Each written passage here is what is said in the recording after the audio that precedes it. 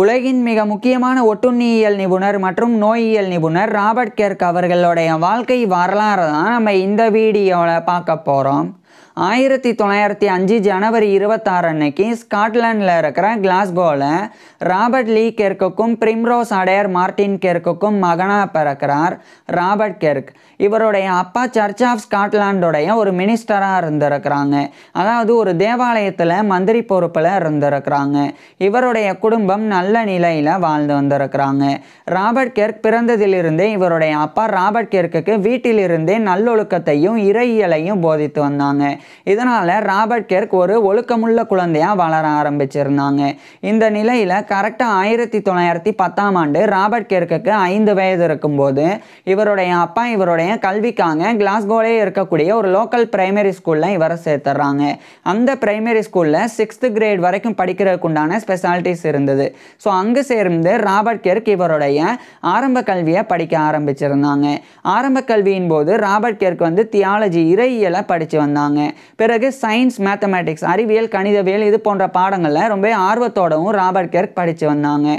அடுத்து 1915ஆம் ஆண்டு இவருடைய 10 வயதில் ராபர்ட் கெர்க் இவருடைய ஆரம்ப கல்வியை முடிச்சிடுறாங்க. பிறகு அதே லோக்கல் பிரைமரி ஸ்கூலில் 6th கிரேடும் படிக்கிறதுக்கு உண்டான அந்த வாய்ப்பு இருந்தனால அங்கே இவருடைய 6th கிரேடும் படிக்கிறாங்க. பிறகு இறுதியாக 1916ஆம் ஆண்டு இவருடைய 6th கிரேடை அந்த கிளாஸ்கோலே இருக்கக்கூடிய லோக்கல் பிரைமரி ஸ்கூலில் இருந்து இவர் முடிச்சிடுறாங்க. முடிச்சதுக்கப்புறமா இவருடைய அப்பா இவரை மேற்கொண்டு படிக்க வைக்கிறதுக்காக ராபர்ட் கெர்க்கை ஸ்காட்லாண்டில் இருக்கிற கிளாஸ்கோவில் இருந்து அதே ஸ்காட்லாண்டுடைய இன்வர்க்ளைடில் இருக்கிற கிரீனெக் அப்படின்ற இடத்துக்கு இவரை அனுப்பிடுறாங்க. குறிப்பாக அங்கே இருக்கக்கூடிய கிரீனெக் அகாடமி அப்படின்ற ஒரு ஹை ஸ்கூலில் இவரை சேர்த்துறாங்க. அந்த கிரீனெக் அகாடமி அப்படின்ற அந்த ஹை ஸ்கூலில் சேர்ந்து ராபர்ட் கெர்க் இவருடைய ஹையர் எஜுகேஷன் உயர்கல்வியை 1916ஆம் ஆண்டிலிருந்து படிக்க ஆரம்பிச்சிருந்தாங்க. குறிப்பாக இவர் 7th கிரேட்ல இருந்து இந்த கிரீனெக் அகாடமியில் ஜாயின் பண்ணி படிக்க தொடங்கியிருந்தாங்க. இவருடைய உயர்கல்வியின் போது சயின்ஸ் அறிவியல்லையே பர்டிகுலராக இவர் ஜுவாலஜி விலங்கியல்ல அதிகமான ஆர்வம் காட்டி வந்தாங்க. குறிப்பாக இவர் காலேஜ் ஜாயின் பண்ணி படிக்கும்போது ஜுவாலஜி தான் படிக்கணும் அப்படின்னு முடிவு செஞ்சிடறாங்க. மேலும் இவர் நிறைய விலங்கியல் சார்ந்த விஷயங்கள் கற்றுக்கிறதுக்காக நிறைய ஜுவாலஜிக்கல் புக்ஸ், அதாவது நிறைய விலங்கியல் புத்தகங்களை வாங்கி படித்தும் ப்ரைவேட்டாகவும் இவர் ஜுவாலஜி சம்மந்தமான விஷயங்களை ராபர்ட் கெர்க் கற்றுக்கிட்டு வந்தாங்க. இதுக்கப்புறமா 1922ஆம் ஆண்டு இவருடைய 17 வயதில் அந்த கிரீனெக் அகாடமியிலிருந்து இவருடைய ஹையர் எஜுகேஷன் முடிச்சிடுறாங்க. பிறகு அதே கிரீனெக் அகாடமியில் Robert Kirk pre matriculation study பண்ண ஆரம்பிக்கிறாங்க. இது பிஃபோர் காலேஜ் ப்ரிப்பரேட்டரி கோர்ஸ் அப்படின்னு அழைக்கப்படும். இது காலேஜ் ஜாயின் பண்ணி படிக்கிறதுக்கு முன்னாடி படிக்கக்கூடிய ஒரு 1 இயர் கோர்ஸ். இதை எடுத்து ராபர்ட் கெர்க் அதே கிரீனெக் அகாடமியில் படிக்கிறாங்க. இறுதியாக 1923ஆம் ஆண்டு இவருடைய 18 வயதில் ராபர்ட் கெர்க் இவருடைய அந்த pre matriculation study before college preparatory course அப்படின்ற அந்த 1 இயர் கோர்ஸை இந்த கிரீனெக் அகாடமியிலேருந்து முடிச்சிடுறாங்க. இதுக்கப்புறமா இவர் ஸ்காட்லாண்டுடைய அந்த இன்வர்க்ளைடில் இருக்கிற கிரீனெக்கில் இருந்து மறுபடியும் ஸ்காட்லாண்டில் இருக்கிற கிளாஸ்கோக்கே வந்துடுறாங்க. வந்ததன் பிறகு இவருடைய அப்பா கிளாஸ்கோலே இருக்கக்கூடிய யூனிவர்சிட்டி ஆஃப் கிளாஸ்கோவில் ராபர்ட் கெர்க்கை சேர்த்துடுறாங்க. ஸோ அந்த யூனிவர்சிட்டி ஆஃப் கிளாஸ்கோவில் ஜாயின் பண்ணி இவர் பேச்சுலர் ஆஃப் சயின்ஸ் பிஎஸ்சி படிக்க ஆரம்பிச்சிருந்தாங்க. இவர் பேச்சுலர் ஆஃப் சயின்ஸின் போது ஜுவாலஜி விலங்கியலை தான் மேஜர் சப்ஜெக்டாக எடுத்து படித்து வந்தாங்க. என்னதான் இவர் விலங்கியல் படித்து வந்தாலும் மற்ற பாடங்கள் இவர் ஆர்வம் காட்டி வந்தாங்க. குறிப்பாக பயாலஜி உயிரியல், அதே மாதிரி இன்னும் கூடுதலாக சில படிப்புகள், அதாவது இந்த சயின்ஸ்லேயே இருக்கக்கூடிய பயாலஜி மாதிரி பாக்டீரியாலஜி கிருமியியல், ஸோ அது போன்ற பாடங்களையும் ராபர்ட் கெர்க் படித்து வந்தாங்க. இறுதியாக 1927ஆம் ஆண்டு இவருடைய 22 வயதில் ராபர்ட் கெர்க் இவருடைய பேச்சுலர் ஆஃப் சயின்ஸஸ் ஜுவாலஜியில் அந்த யூனிவர்சிட்டி ஆஃப் கிளாஸ்கோலேருந்து முடிச்சிடுறாங்க. முடிக்கும்போது சர் ஜான் கிரஹாம் கெர் அப்படின்னு சொல்லி ஒரு எம்பிரியாலஜிஸ்ட், ஒரு கருவியல் நிபுணர், அவர் ஒரு விலங்கியல் நிபுணரும் கூட, ஒரு ஜுவாலஜிஸ்ட்டும் கூட. ஸோ அவருக்கு கீழே தான் இவர் விலங்கியலை படிச்சிருந்தாங்க. இதுக்கப்புறம் இந்த 1927ஆம் ஆண்டு இவர் பேச்சுலர் ஆஃப் சயின்ஸ் ஜுவாலஜியில் முடிச்சதுக்கப்புறமா ஃபர்ஸ்ட் கிளாஸ் ஆனர்ஸில் பாஸ் பண்ணியிருந்தாங்க. இந்த சமயம் ராபர்ட் கெர்க் வந்து மருத்துவம் படிக்கணும்னு விரும்பினாங்க.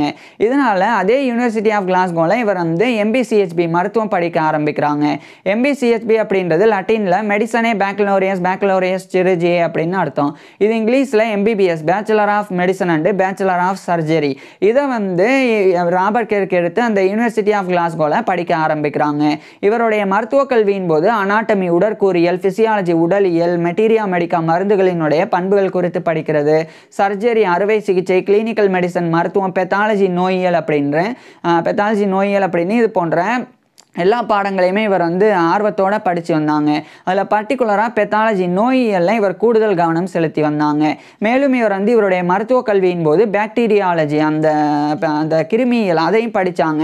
அதுக்கப்புறமா பெரசிட்டாலஜி இது வந்து ஒட்டுண்ணியியல், அதாவது இந்த ஒட்டுண்ணி பற்றி அந்த ஒட்டுண்ணிகளினுடைய பயாலஜி அண்டு மெடிசன் பற்றி படிக்கிறது தான் இந்த பேரசிட்டாலஜி அப்படின்றது. ஸோ அந்த ஒட்டுண்ணியலையும் இவர் வந்து ஆர்வம் காட்டினாங்க.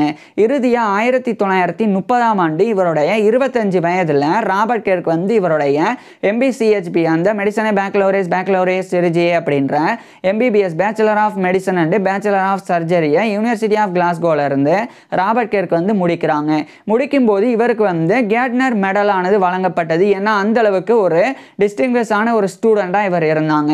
மேலும் இந்த காலகட்டத்தில் இவர் வந்து ஸ்காட்லாண்டில் இருக்கிற கிளாஸ்கோலே இருக்கக்கூடிய மெடிக்கோ சிரஜிக்கல் சொசைட்டி ஆஃப் கிளாஸ்கோ அதனுடைய ஒரு பிரசிடெண்ட்டாகவும் இவர் ஸ்டூடெண்ட்டாக இருக்கும்போது இருந்தாங்க. இதுக்கப்புறம் இந்த 1930ஆம் ஆண்டு இவர் வந்து டிகிரி பெற்றதுனால நேரடியாக இவர் வந்து கிளாஸ்கோலே இருக்கக்கூடிய ஒரு ஹாஸ்பிட்டலில் ஜாயின் பண்ணுறாங்க, ஒரு ஹவுஸ் ஃபிசிஷியனாக. அதாவது ராபர்ட் கெர்க் வந்து மருத்துவ பட்டம் பெற்ற உடனே ஒரு மருத்துவராக நோயாளிகளுக்கு சிகிச்சை கொடுக்க முடியாது. அதுக்கு முன்னாடி ராபர்ட் கெர்க் வந்து ஒரு மருத்துவமனையில் சேரணும். அந்த மருத்துவமனையில் சேர்ந்து அங்கே இருக்கக்கூடிய தேர்ந்த மருத்துவர்கள் நோயாளிகளுக்கு சிகிச்சை கொடுக்கறத பார்த்து பயிற்சி பெறணும். அதுக்கப்புறமா அந்த தேர்ந்த மருத்துவர்களினுடைய மேற்பார்வையின் கீழே ராபர்ட் கெர்க்கே நோயாளிகளுக்கு சிகிச்சை கொடுக்கணும். இதெல்லாம் ராபர்ட் கெர்க் சரியா பண்ணா இவர் ஒரு மருத்துவராக தகுதி பெற முடியும். இதுக்காக தான் அந்த கிளாஸ்கோலே இருக்கக்கூடிய ஹாஸ்பிட்டலில் இவர் ஜாயின் பண்ணி ஒரு ஹவுஸ் ஃபிசிஷியனாக ஜாயின் பண்ணுறாங்க. மருத்துவ பயிற்சியை மெடிக்கல் ட்ரைனிங் வந்து எடுத்துக்கிறாங்க. இதுக்கப்புறமா ராபர்ட் கெர்க் வந்து கிளாஸ்கோலே இருக்கக்கூடிய இன்னும் சில ஹாஸ்பிட்டல்ஸ்லையுமே இவர் வந்து ஹவுஸ் ஃபிசிஷியனாக ஒர்க் பண்ணி மெடிக்கல் ட்ரைனிங்லாம் இவர் பெற்று வந்தாங்க. இந்த நிலையில் கிளாஸ்கோலே இருக்கக்கூடிய royal faculty of physicians and surgeons of Glasgow அதனுடைய ஒரு ஃபெல்லோவாக 1932ஆம் ஆண்டு இவருடைய 27 வயதில் ராபர்ட் கெர்க் வந்து தேர்ந்தெடுக்கப்படுறாங்க. So fellow of the royal faculty of physicians and surgeons of Glasgow அப்படின்ற FRFPSG அப்படின்ற இந்த ஒரு கௌரவத்தை 1932ஆம் ஆண்டு ராபர்ட் கெர்க் வந்து பெற்றுறாங்க. இதுக்கப்புறம் இந்த காலகட்டத்தில் கிளாஸ்கோலே இருக்கக்கூடிய கிளாஸ்கோ பப்ளிக் ஹெல்த் லேபரட்டரிஸ் அதில் ஒரு அசிஸ்டன்ட் பாக்டீரியாலஜிஸ்டாக இவர் வந்து பணிபுரிய தொடங்குறாங்க. ஒரு உதவி பாக்டீரியாவியல் நிபுணராக பணிபுரிய தொடங்குறாங்க. இதே காலகட்டத்தில் இவர் வந்து பப்ளிக் ஹெல்த்தில் பொது சுகாதாரத்தில் டிப்ளமோவும் பண்ண ஆரம்பிக்கிறாங்க. இதுவும் யூனிவர்சிட்டி ஆஃப் கிளாஸ்கோலே பண்ணுறாங்க. இறுதியாக 1933ஆம் ஆண்டு இவருடைய 28 வயதில் ராபர்ட் கெர்க் வந்து diploma in public health DPH அப்படின்ற அந்த டிப்ளமோவை இவர் வந்து முடிச்சிடுறாங்க.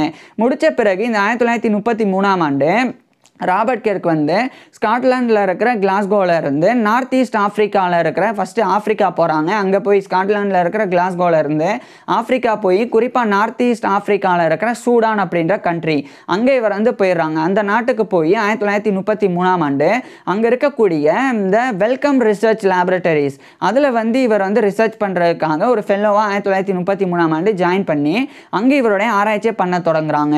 ஸோ இவர் வந்து இப்போ யூரோப்பில் இருந்து ஆஃப்ரிக்கா வந்துட்டாங்க 1933ஆம் ஆண்டு. அங்கு தான் ராபர்ட் கெர்க் வந்து இவருடைய பணிகளை தொடர்றாங்க. இவருடைய ஆரம்பத்தில் இவருடைய பணிகள் எல்லாமே வந்து ஒட்டுண்ணியலில் தான் இருந்தது.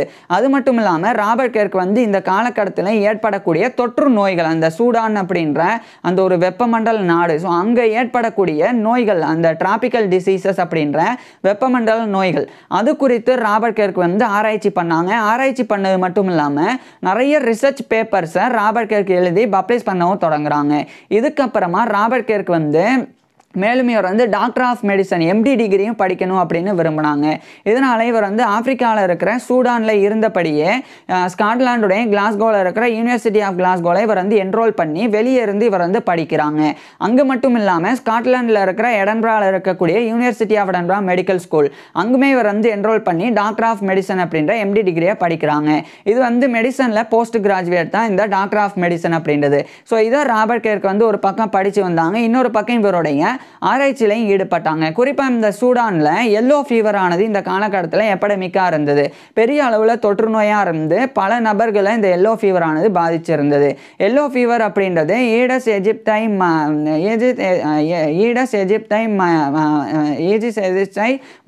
இந்த இது கொசுக்கள் தான், மஸ்கிட்டோஸ். ஸோ அதுதான், அதனால அந்த கொசுக்கள் அந்த வகையான இந்த ஏடிஸ் எகிப்தை மஸ்கிட்டோஸ் இது வகையான கொசுக்கள் வந்து கடிக்கிறனால ஏற்படக்கூடிய ஒரு பாதிப்பு இந்த எல்லோ ஃபீவர் அப்படின்றது. ஸோ அந்த எல்லோ ஃபீவர்னால கடுமையான காய்ச்சல் ஏற்படும், தலைவலி, குமட்டலும் ஏற்படும். இதையும் கடந்து ப்ளீடிங், சில பேருக்கு வந்து இரத்தப்போக்கு ஏற்படும். மேலும் ரத்த கசிவு ஏற்படுறது மட்டும் இல்லாமல் அவங்களுடைய உடல் உறுப்புகள் வந்து பாதிக்கப்படும். இதன் மூலமாக உயிரிழப்பும் ஏற்படும். ஸோ இந்த மாதிரியான ஒரு கொடூரமான ஒரு நோய் தான் இந்த எல்லோ ஃபீவர் அப்படின்றது.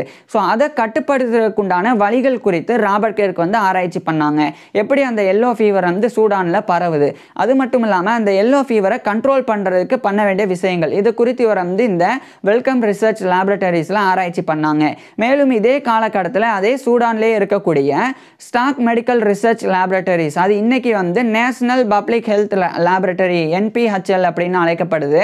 ஆனால் இவர் வந்து ஜாயின் பண்ணும்போது ஸ்டாக் மெடிக்கல் ரிசர்ச் லேபரட்டரிஸ் அப்படின்னு இருந்தது. ஸோ 2 ரிசர்ச் லேபரட்டரிஸில் இவர் வந்து ஜாயின் பண்ணுறாங்க. ஒன்று வெல்கம் ரிசர்ச் லேபரட்டரிஸ், இன்னொன்று வந்து ஸ்டாக் மெடிக்கல் ரிசர்ச் லேபரட்டரிஸ். இது ரெண்டுமே வந்து சூடானில் இருக்குது. ஸோ கன்ஃபியூஸ் ஆக வேணாம். வெல்கம் ரிசர்ச் லேபரட்டரிஸ் இங்கிலாந்தில் இருக்கிற லண்டன்லேயும் இருக்குது. அதுதான் ரொம்ப ஃபேமஸ். இருந்தாலும் சூடான்லேயுமே அதே பேரில் லேபரட்டரி ஆய்வுக்கூடம் வந்து இருக்கு. ஸோ அந்த 2 இடங்கள்ல சூடான்லேயே 2 லேபரட்டரிஸில் தொடர்ச்சியாக அடுத்தடுத்து ராபர்ட் கேர்க் வந்து எல்லோ ஃபீவர் குறித்து ஆராய்ச்சி மேற்கொண்டாங்க. டாக்டர் ஆஃப் மெடிசனும் இவர் படித்து வந்தாங்க. இதன் விளைவாக 1939ஆம் ஆண்டு ஸ்காட்லாண்டுடைய கிளாஸ்கோவில் இருக்கிற யூனிவர்சிட்டி ஆஃப் கிளாஸ்கோவில் இருந்து இவர் வந்து டாக்டர் ஆஃப் மெடிசன் அப்படின்ற அந்த எம்டி டிகிரியை இவருடைய 34 வயதில் ராபர்ட் கேர்க் வந்து பெறாங்க. இவர் டாக்டர் ஆஃப் மெடிசன் பெறும்போது இவருக்கு வந்து பெல்லா ஹவுஸ்டன் கோல்டு மெடல் அப்படின்ற தங்கப்பதக்கம் இவருக்கு வழங்கப்பட்டது. அந்தளவுக்கு ஒரு சிறந்த ஒரு மெடிக்கல் ஸ்டூடெண்ட் தான் ராபர்ட் கேர்க் வந்து இருந்தாங்க. இதுக்கப்புறமா இதே 1939ஆம் ஆண்டு 2ஆம் உலகப் போர் துவங்கிறது. இந்த 2ஆம் உலகப் போர் துவங்கிய காலகட்டத்தில் மீண்டும் சூடானில் பல தொற்று நோய்கள் வந்து ஏற்பட்டது. அதில் குறிப்பாக காலா அசார் அப்படின்ற ஒரு வகையான ஒட்டுண்ணி நோய், இது வந்து பேரசிட்டிக் டிசீஸ் அப்படின்ற ஒரு ஒட்டுண்ணி நோய். இது வந்து வேறு வகையில் விசரல் லீஸ்மெனியாசிஸ் அப்படின்னு அழைக்கப்படும். இந்த விசரல் லீஸ்மெனியாசிஸ் அப்படின்ற இந்த காலா அசார் அப்படின்ற இந்த ஒரு நோயானது குறிப்பாக வந்து பரவக்கூடிய வந்து லீஸ்மேனியா டோனவானி அப்படின்றதோ அல்லது லீஸ்மேனியா இன்ஃபாண்டம் அப்படின்ற ஒரு வகையான ஒட்டுண்ணி. ஸோ அந்த ஒட்டுண்ணி தான் வந்து இந்த ஒரு நோயை வந்து ஏற்படுத்துது. இது வந்து சாண்ட்ஃப்ளைஸ், அதாவது இந்த அதாவது மணல் ஈக்கள், அது குறிப்பாக வந்து ஃபீமேல் பெண் மணல் ஈக்கள்னால இந்த ஒரு நோயானது பரவும். ஸோ இதை வந்து ராபர்ட் கேர்க் வந்து கண்டறிகிறாங்க. சூடானில் இது வந்து பயங்கரமாக இருந்தது. இந்த காலா அசார் அப்படின்றது எல்லோ ஃபீவரை விட ரொம்ப கொடுமையான ஒரு ஒட்டுண்ணி நோய். ஏன் அப்படின்னா இந்த நோய் ஏற்படுறவங்களுக்கு பயங்கரமாக உடலில் பாதிப்புகள் ஏற்படும். குறிப்பாக அவங்களுடைய ஸ்ப்ளீன், அதே மாதிரி லிவர், அதாவது அவங்களுடைய மண்ணீரல், கல்லீரல், இதிலெல்லாம் வீக்கம் ஏற்படும். அது மட்டும் இல்லாமல் அவங்களுடைய எலும்பு மசைகள், அந்த போன் மேரோ, அதெல்லாம் பெரிய அளவில் பாதிப்புக்குள்ளாகும். அது மட்டும் இல்லாமல் இன்னும் கூடுதலாக பல்வேறு வகையான பாதிப்புகள் வந்து ஏற்படும். இதன் காரணமாக படிப்படியாக அந்த உடல் உறுப்புகள் வந்து சேதமடைஞ்சு அனீமியா, ரத்த சோகை ஏற்பட்டு உயிரிழப்பு நடக்கும். ஸோ இது மாதிரி நடக்கும்போது இதை வந்து கட்டுப்படுத்தணும், அதுக்குண்டான சிகிச்சையும் கொடுக்கணும். இந்த ஆய்வில் ராபர்ட் கேர்க் வந்து ஆராய்ச்சி பண்ணாங்க. குறிப்பாக ஒரு எபடமிக் டீம் ஒன்று ஃபார்ம் பண்ணாங்க யுனைடெட் கிங்டம் தரப்பிலிருந்து சூடானில். இந்த 2ஆம் உலகப் போர் நடந்து வரக்கூடிய ஒரு பக்கம், இன்னொரு பக்கம் இந்த சூடானில் இந்த நோய் பரவுறனால யுனைடெட் கிங்டம் தரப்பிலிருந்து ஒரு எபடமிக் டீம் ஒன்று உருவாக்குனாங்க. அந்த டீமில் ராபர்ட் கேர்க் ஒருத்தராக இருந்தாங்க. குறிப்பாக இவங்களுடைய நோக்கமாக இருந்தது எந்த எந்தெந்த பகுதிகளில் இந்த காலா அசார் அப்படின்ற நோய் பரவி இருக்கு, ஸோ அதை எப்படி கட்டுப்படுத்தணும், ஸோ அந்த ஒரு நோக்கம் தான் இருந்தது. அதில் ராபர்ட் கிர்க் வந்து இவருடைய பங்களிப்புகளை கொடுத்து வந்தாங்க. இதுக்கிடையில் 1943ஆம் ஆண்டு ராபர்ட் கிர்க்குக்கு வந்து சால்மர்ஸ் மெடல் அப்படின்ற ஒரு மெடலானது royal society of tropical medicine and hygiene அப்படின்ற ஒரு ராயல் சொசைட்டி தரப்பிலிருந்து இவருக்கு வந்து அந்த சால்மர்ஸ் மெடலானது 1943ஆம் ஆண்டு வழங்கப்படுது. இதுக்கப்புறம் இதே 1943ஆம் ஆண்டு ஸ்காட்லாண்டில் இருக்கிற எடன்பராவில் இருக்கக்கூடிய ராயல் சொசைட்டி ஆஃப் எடன்பரா அதனுடைய ஒரு ஃபெல்லோவாக இதே 1943ஆம் ஆண்டு ராபர்ட் கிர்க் வந்து தேர்ந்தெடுக்கப்படுறாங்க.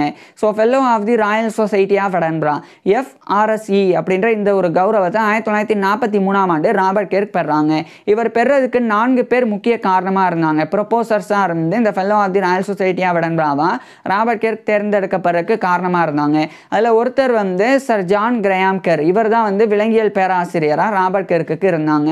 இவர் வந்து யூனிவர்சிட்டி ஆஃப் கிளாஸ்கோவில் 1923 to 1927 வரைக்கும் படிக்கும்போது. அது மட்டும் இல்லாமல் இன்னொரு நபரும் கூட இவருக்கு வந்து, அதாவது 4 நபர்கள் வந்து இவருடைய ப்ரொபோசர்ஸாக இருந்தாங்க.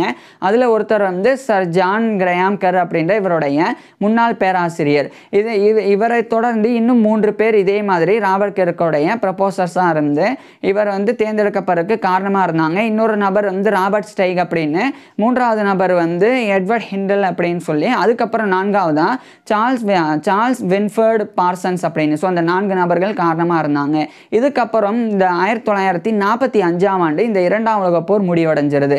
இதுக்கப்புறமா ராபர்ட் கிர்க் வந்து தொடர்ச்சியாக இந்த ஸ்டாக் மெடிக்கல் ரிசர்ச் லேபரட்டரிஸ், அதாவது இன்றைய நேஷனல் பப்ளிக் ஹெல்த் லேபரட்டரி, அங்கே இவருடைய பங்களிப்புகளை கூடுதலாக செஞ்சாங்க. 1946க்கு பிறகு மெல்ல மெல்ல இந்த வெல்கம் ரிசர்ச் லேபரட்டரிஸ் அதனுடைய பணியிலிருந்து ராபர்ட் கிர்க் வந்து கொஞ்சம் கொஞ்சமாக விலகுனாங்க.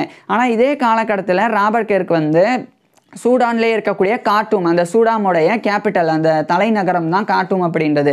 அங்கே இருக்கக்கூடிய Kitchener school of medicine Khartoum, இது வந்து இன்னைக்கு கிச்சனர் ஸ்கூல் ஆஃப் மெடிசன் அப்படின்றது இன்னைக்கு வந்து faculty of medicine university of Khartoum அப்படின்னு அழைக்கப்படுது.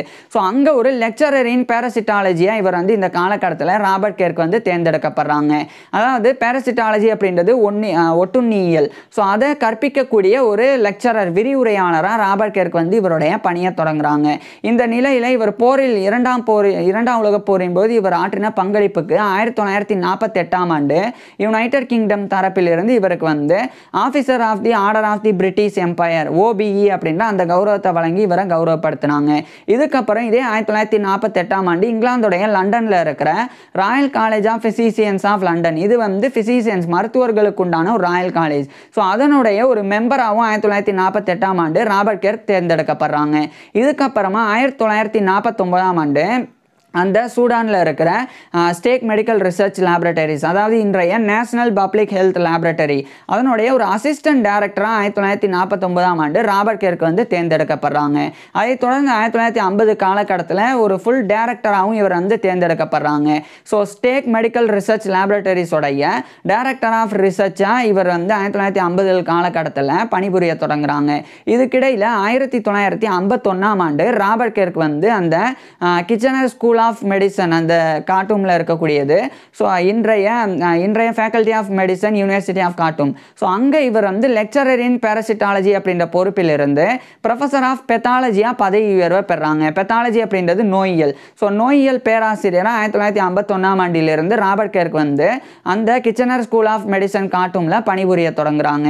இதே காலகட்டத்தில் எக்கச்சக்கமாக காலா அசார் மற்றும் எல்லோ ஃபீவர், இந்த 2 தொற்று நோய்கள் குறித்து பல ஆய்வு முடிவுகளை ராபர்ட் கிர்க் வந்து எழுதி பப்ளிஷ் பண்ணவும் செஞ்சாங்க. இது மட்டும் இல்லாமல் சாண்ட் ஃப்ளைஸ், அதாவது மணல் ஈக்கள், அதனுடைய டாக்ஸானமி குறித்தும் இவர் வந்து ஆராய்ச்சி பண்ணாங்க. டாக்ஸானமி அப்படின்றது வகைப்பிரித்தல், அதாவது சாண்ட் ஃப்ளைஸ், இப்போ ஒவ்வொரு உயிரினம் எடுத்துக்கிட்டோம்னா எல்லா உயிரினங்களும் வந்து 3 தரவரிசைப்படி பிரிக்கப்படும். ஒன்று வந்து ஃபேமிலி, அதுக்கப்புறம் வந்து ஜீனஸ், 3வதா ஸ்பீசிஸ் அப்படின்னு சொல்லி. இதில் ஃபேமிலிக்கு உதாரணம் வந்து இப்போ மனிதன், குரங்கு எல்லாமே வந்து ஒரே குடும்பத்தை சேர்ந்தது அப்படின்னு சொல்லுவாங்க, அது வந்து ஃபேமிலி அப்படின்னு அர்த்தம். அதுக்கப்புறம் இனம், அந்த ஜீனஸ்லேயே இப்போ மனிதர்களே எடுத்துக்கிட்டோம்னா இங்கே ஒரு மாதிரியும் வேறு நாட்டில் வேறு மாதிரி மாதிரியும் மனித இனமே வந்து மாறுபடும். அதே மாதிரி இந்த ஸ்பீசிஸ் அப்படின்றது ஒரே ஒரு வகையான கம்யூனிட்டி மட்டும் எடுத்துக்கிட்டு இப்போ ஒரு பகுதியில் இருக்கக்கூடிய மக்கள் மட்டும் எடுத்துக்கிட்டு அந்த மக்களை மட்டும் படித்தோம்னா அந்த மக்கள் தனித்தனியாக ஸ்பீசிஸ் அப்படின்னு. ஸோ நான் புரியுறதுக்காக சொல்கிறேன். இதே மாதிரி தான் இந்த சாண்ட் ஃப்ளைஸ், அந்த மணல் ஈக்கள், அதுலேயுமே அந்த ஈக்கள்லேயே பல்வேறு வகையான வகைகள் இருக்குது. அதை வந்து ஃபஸ்ட்டு ஃபைன் பண்ணணும், கண்டுபிடிக்கணும். அதுக்கப்புறம் என்ன கண்டுபிடிச்சாங்க அப்படின்றத அடையாளம் காணணும். மூன்றாவது அதை விளக்கணும், டிஸ்கிரைப் பண்ணணும். ஐடென்டிஃபை பண்ண பிறகு டிஸ்கிரைப் பண்ணணும். நான்காவது அதை வந்து கிளாசிஃபை பண்ணணும், வகை பிரிக்கணும். அஞ்சாவது அதுக்கு வந்து பேரிடணும், அந்த சாண்ட் ஃப்ளைஸுக்கு வந்து பேரிடணும். இதுதான் வந்து டாக்ஸானமி, வகை பிரித்தல் அப்படின்னு அர்த்தம். இதில் ராபர்ட் கெர்க் வந்து இவருடைய பங்களிப்பை கொடுத்து வந்தாங்க. இந்த நிலையில் 1954ஆம் ஆண்டு ராபர்ட் கெர்க் வந்து அந்த இங்கிலாந்துடைய லண்டனில் இருக்கிற royal college of physicians of லண்டனுடைய ஒரு ஃபெல்லோவாகவும் தேர்ந்தெடுக்கப்படுறாங்க. ஏற்கனவே 1948ஆம் ஆண்டு இதே royal college of physicians of லண்டனுடைய ஒரு மெம்பராக ராபர்ட் கெர்க் வந்து தேர்ந்தெடுக்கப்பட்டாங்க. இப்போ 1954ஆம் ஆண்டு அதே royal college of physicians of லண்டனுடைய ஒரு ஃபெல்லோவாக தேர்ந்தெடுக்கப்படுறாங்க. So fellow of the royal college of physicians of London, FRCP அப்படின்ற இந்த ஒரு கௌரவத்தை 1954ஆம் ஆண்டு ராபர்ட் கெர்க் பெறாங்க. இதுக்கப்புறம் 1955ஆம் ஆண்டு இவர் வந்து ஆப்பிரிக்காவிலேருந்து விலகுறாங்க. ஸோ 22 ஆண்டுகள் 1933 1955 வரைக்கும் ராபர்ட் கெர்க் வந்து சூடானில் இருந்தாங்க. குறிப்பாக ஆப்பிரிக்காவில் குறிப்பாக சூடானில் இருந்தாங்க.